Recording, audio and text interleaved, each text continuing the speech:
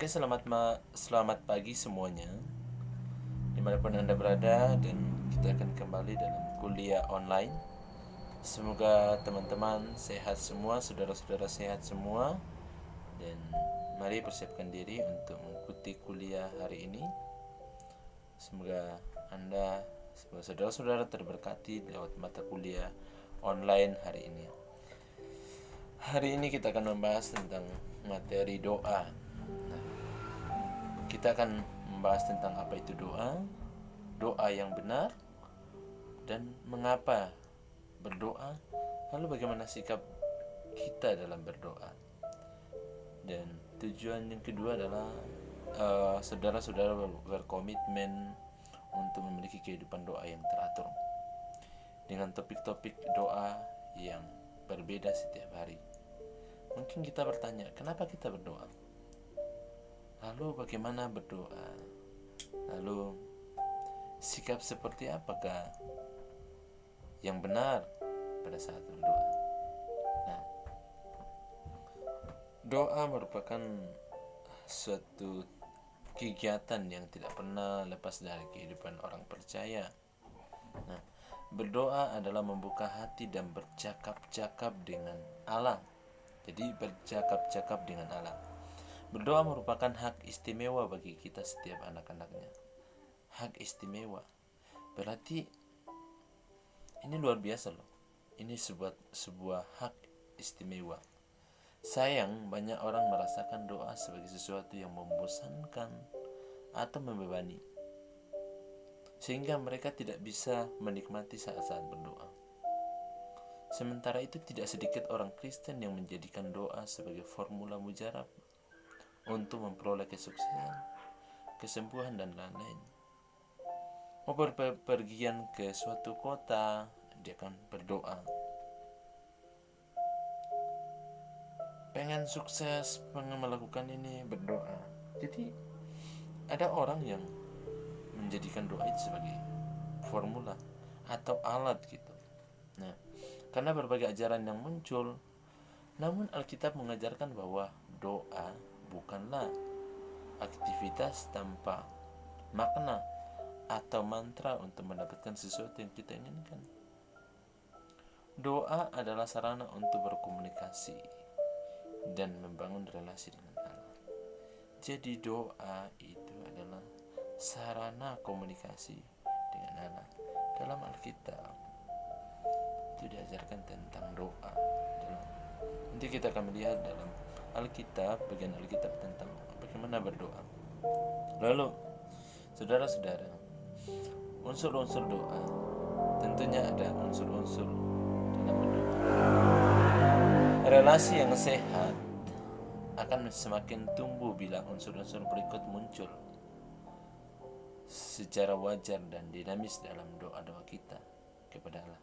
Berarti ada ibarat seseorang yang membangun relasi pacaran, hubungan yang dikatakan sehat ketika dia intens komunikasi, lancar komunikasi. Salah satu unsur dalam doa yaitu penyembahan. Penyembahan merupakan ungkapan hormat kita kepada Tuhan. Jadi hormat, rasa hormat. Bagaimana sih rasa hormat itu? Ketika kita bertemu dengan seorang pimpinan, bos kita, atau presiden, mungkin kita akan hormat kepada dia.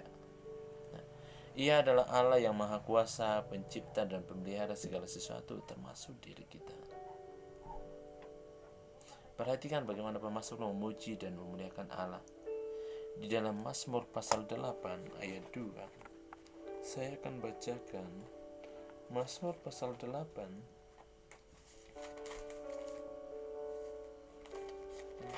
Mazmur pasal 8 ayat 2 dikatakan, "Ya Tuhan, Tuhan kami, betapa mulianya namamu di seluruh bumi, keagunganmu yang mengatasi langit dinyanyikan." Ya Tuhan, Tuhan kami, betapa mulianya namamu, ku angkat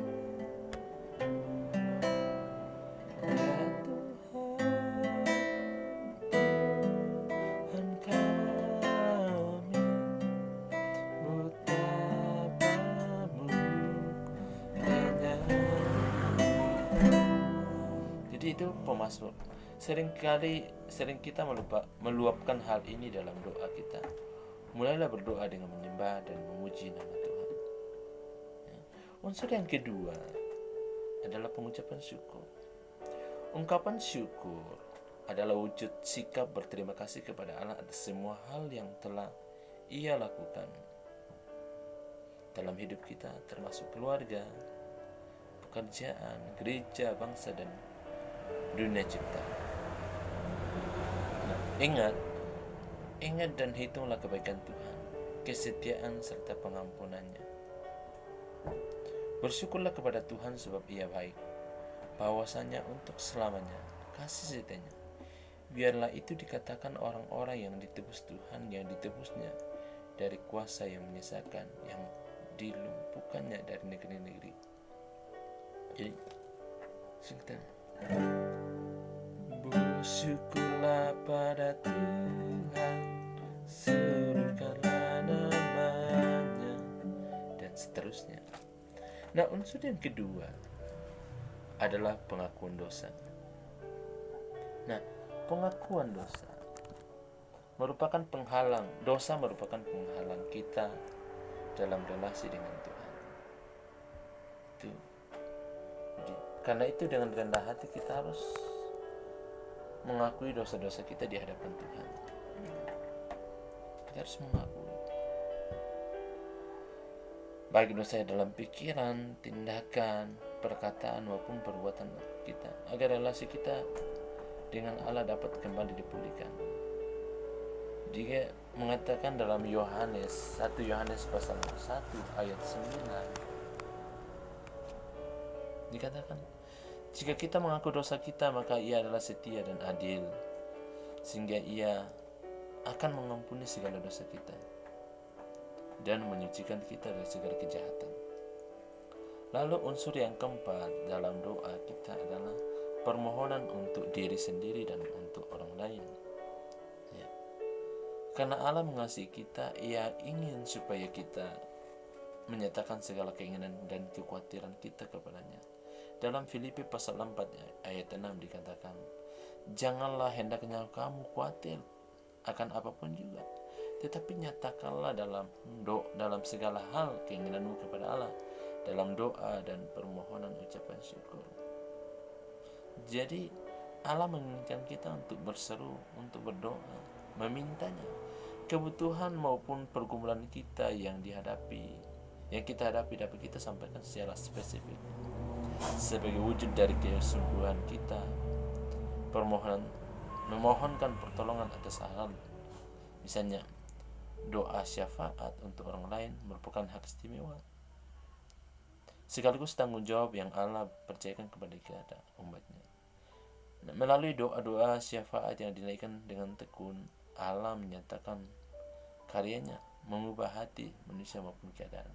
Berdoalah dengan tekun untuk keluarga, kawan-kawan, dan kenalan Anda agar mereka menerima Yesus sebagai Tuhan dan Juru Selamat. Bagi yang sudah mengenalnya, berdoalah supaya iman mereka bertumbuh makin dewasa. Selain itu, kita perlu berdoa untuk berbagi kebutuhan dan pergumulan sehari-hari yang dialami oleh orang-orang di sekitar kita, kondisi bangsa dan negara, dan pekerjaan Tuhan secara luas, seperti yang kita alami sekarang ini. Indonesia bahkan seluruh dunia dilanda oleh virus corona. Mari naikkan doa itu, ambil waktu khusus untuk berdoa bagi pemerintah, bagi dokter, bagi tenaga medis, bahkan orang-orang yang sudah terpapar dengan virus corona. Jadi itu ada 4 unsur yang perlu dalam doa. Yang pertama penyembahan, yang kedua pengakuan dosa, yang ketiga pengucapan syukur, dan yang keempat adalah permohonan atau doa syafaat. Namun terkadang dalam doa kita itu hanya berisi permohonan dulu. Dari permohonan, setiap kita berdoa kita memohon. Ya. Kita seperti bagaimana Tuhan dengan pembantu. Sekira kelihatannya seorang pembantu. Nah, doa yang hidup dan hidup yang berdoa. Nah, keempat unsur doa di atas tidak selalu harus muncul bersama-sama setiap kali kita berdoa dan diatur secara kaku sebagai liturgi yang wajib diikuti. Tetapi bagian yang jarang dilakukan seperti penyembahan dan pengucapan syukur memang perlu diberi perhatian khusus. Dengan sengaja kita bisa mendisiplinkan diri untuk lebih banyak mengucap syukur atas semua berkatnya, termasuk jawaban atas doa-doa kita, supaya kita lebih sedikit mengeluh dan tidak hanya meminta. Komunikasi yang wajar dan hati yang tulus melahirkan doa-doa yang hidup. Doa mengalir sebagai ungkapan hati yang terdalam dan disampaikan apa adanya. Jadi tidak perlu lagi puitis. Kesedihan dan pergumulan yang berat pun dapat dibawa dalam doa tanpa perlu dipoles dengan kata-kata puitis. Dengan demikian saat berdoa menjadi saat yang penuh keterbukaan dan keakraban dalam persekutuan dengan Allah.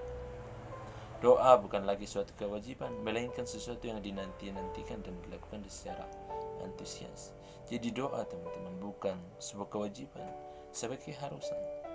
Selain pemahaman pengharapan yang benar, perlu ketekunan untuk membangun hidup yang berdoa. Kadang-kadang kita mengalami kejenuhan dalam doa. Misalnya, karena permohonan kita belum terjawab.